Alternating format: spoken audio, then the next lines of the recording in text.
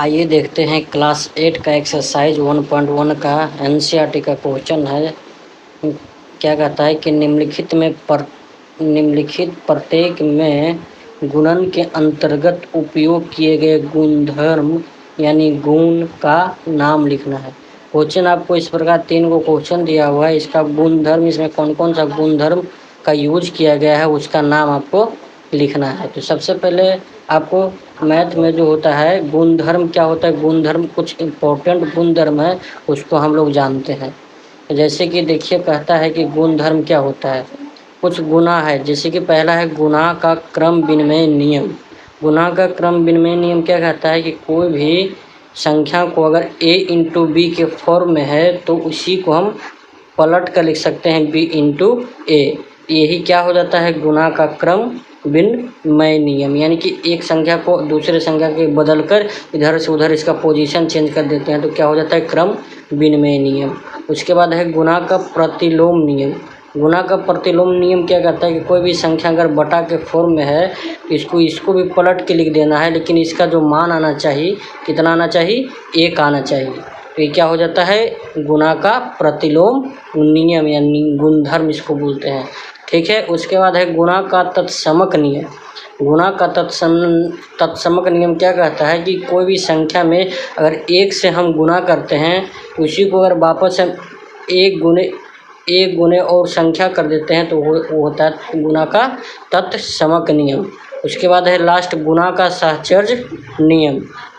तो a into B into सी जो गुना का साहचर्य नियम है इसी को बोलते हैं। अगर कोई भी 3 संख्या है, 3 संख्या गुना के फॉर्म में है, अगर इसमें 2 संख्या के पहले अगर ब्रैकेट लगा हुआ है तो जब इसको अगला आएगा तो पहले 2 संख्या के शुरू में क्या होता है कि अंतिम के 2 संख्या में ब्रैकेट लगता है और इधर आने के बाद पहले के 2 संख्या में ब्रैकेट लगता है, तो यही कहलाता है गुना का साहचर्य नियम। जैसे कि इसको हम आपको एग्जाम्पल देके बताते हैं। इसका एग्जाम्पल गुना का साहचर्य नियम का एग्जाम्पल कैसे बताएंगे। मान के चलिए अगर कोई भी संख्या गुना के फॉर्म में है 3 इंटू 4 इंटू 5 है, ठीक है, बराबर में इधर 3 इंटू 4 इंटू क्या है 5 है। इसमें क्या करेंगे, जो पहले 2 संख्या में ब्रैकेट करेंगे। पहले 2 संख्या में क्या किए ब्रैकेट करें, उसके बाद इसमें लास्ट के 2 संख्या में क्या कर देना है ब्रैकेट कर देना है। तो सबसे पहले इसको सॉल्व करते हैं। क्या हो जाता है पहले ब्रैकेट का क्रिया करते हैं सॉल्व। तो 4 का 3 से मल्टीप्लाई तो 4 तिया 12 गुना में 5। इधर भी करेंगे तो क्या होगा, 3 तो ऐसा ही रहेगा, इसमें भी पहले ब्रैकेट का करेंगे तो 4 पचे 20। ये क्या हो गया 12 पचे 60 और इधर भी हो जाएगा 20 तिया 60, तो 60 बराबर 60। तो यही होता है क्या गुना का साहचर्य नियम। अगर आप चाहते हैं तो सबका देखिए मैं एग्जांपल दे देता हूँ कि गुना का तत्समक नियम क्या है। यानी कि मान के चलिए कोई भी संख्या a है, a जो है a बराबर हम 5 ले लेते हैं। क्या लेते हैं 5 में अगर हम 1 से गुना करेंगे तो इधर भी 1 में हम किससे गुना करेंगे 5, फिर भी मान मेरा कितना आएगा 5 से गुना करेंगे तो 5 बराबर में 5। तो ये क्या था गुना का तत्समक नियम। उसके बाद है गुना का प्रतिलोम नियम, यानी कि कोई भी संख्या a बटा b के रूप में है, यानी कि 3/4 है तो इसको पलट के लिखिए, फिर 4 ऊपर 3 नीचे, तो ये कितना आना चाहिए 1। तो कैसे आए 1 आएगा, देखिए इसको सॉल्व करते हैं। 4 से 4 कैंसिल, 3 से 3 कैंसिल, ऊपर कितना बच गया 1 बराबर में 1। तो ये क्या था गुना का प्रतिलोम नियम। उसके बाद गुना का क्रम विनिमय नियम। इसका सिर्फ क्रम चेंज कर देना है बस। जैसे 2 गुने 3 लिखें तो इसमें क्या कर देना है पहले 3 लिखना है, उसके बाद 2 से गुना करना है। यानी कि 3 को 2 बार पढ़ेंगे तो 6, इधर भी 2 को 3 बार पढ़ेंगे तो इधर हो जाएगा 6 बराबर 6। तो ये कुछ इम्पोर्टेंट गुणधर्म था एक्सरसाइज 1.1 को सॉल्व करने से पहले। तो आई होप आप लोग को समझ में आ गया होगा कि कैसे इसमें कौन कौन सा गुणधर्म का प्रयोग किया गया है। जैसे कि इसमें देखिए -4/5 गुने 1, अभी इसी को पलट दिया है 1 गुने -4/5।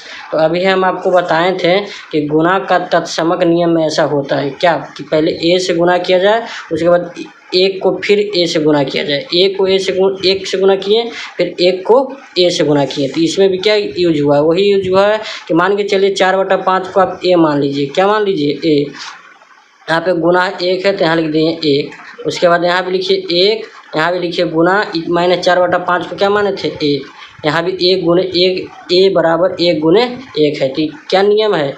गुणा का कौन सा नियम? तत्समक नियम। गुणा का तत्समक नियम होगा ये। ठीक है। उसके बाद आइए दूसरा प्रश्न क्या कहता है। दूसरा प्रश्न ये है कि -13/17 इसको मान के चलिए ये मानते हैं। ठीक है। उसके बाद गुने -2/7 इसको मान लीजिए बी।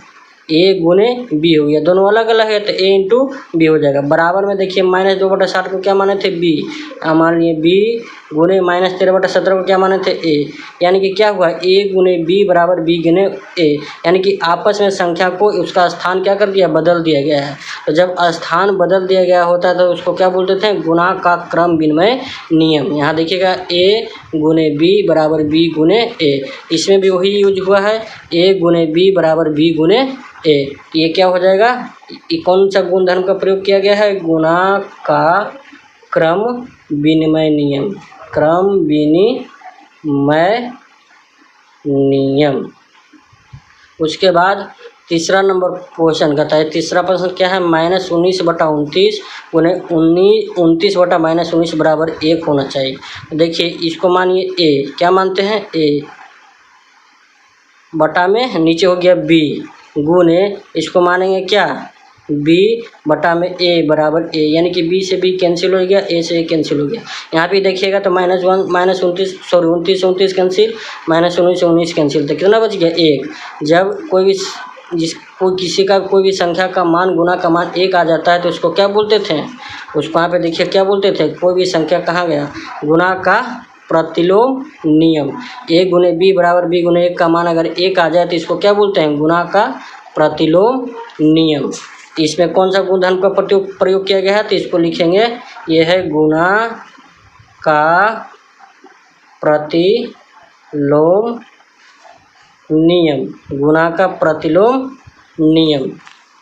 ठीक है। तो ये क्वेश्चन नंबर 1 पूरा तरीके से कंप्लीट होता है। उसके बाद दूसरा नंबर क्वेश्चन कहता है। दूसरा नंबर देखिए क्वेश्चन क्या कहता है कि बताइए कौन से गुणधर्म की सहायता से आप 1/3 गुने 6 गुने 4/3 को -1/3 गुने 6 गुने 4/3 के रूप में अभिकलन कर सकते हैं। इसको कैसे सॉल्व कर सकते हैं? इसमें भी इसका गुणधर्म बताना है कि 1/3 गुने 6 गुने 4/3 को इतना के रूप में अभिकलन करना है। यानी कि बराबर में 1/3 गुने 6 उसके बाद गुने में 4/3 आना चाहिए। इस प्रकार की में हम क्या बताए थे आपको? देखिएगा यहाँ गुणा का सहचर्य नियम। गुणा का सहचर्य नियम में क्या कहता है? कोई भी 3 संख्या है, अगर उसका शुरू में अगर 2 संख्या में लास्ट के 2 संख्या में ब्रैकेट है तो यहाँ शुरू के 2 संख्या में क्या हो जाता है? ब्रैकेट लग जाता है। इसमें भी वही किया गया है कि -1/3 के लास्ट के 2 संख्या में ब्रैकेट है, इधर शुरू में 2 संख्या में ब्रैकेट है। तो इसमें कौन सा गुणधर्म का उपयोग किया गया है? गुणा का सहचर्य नियम। ठीक है। तो ये था क्लास 8 का एक्सरसाइज 1.1 एनसीईआरटी मैथ का सॉल्यूशन। अगर आप लोग को वीडियो पसंद आया होगा तो चैनल को सब्सक्राइब जरूर करिए, वीडियो को लाइक भी जरूर करिए। धन्यवाद।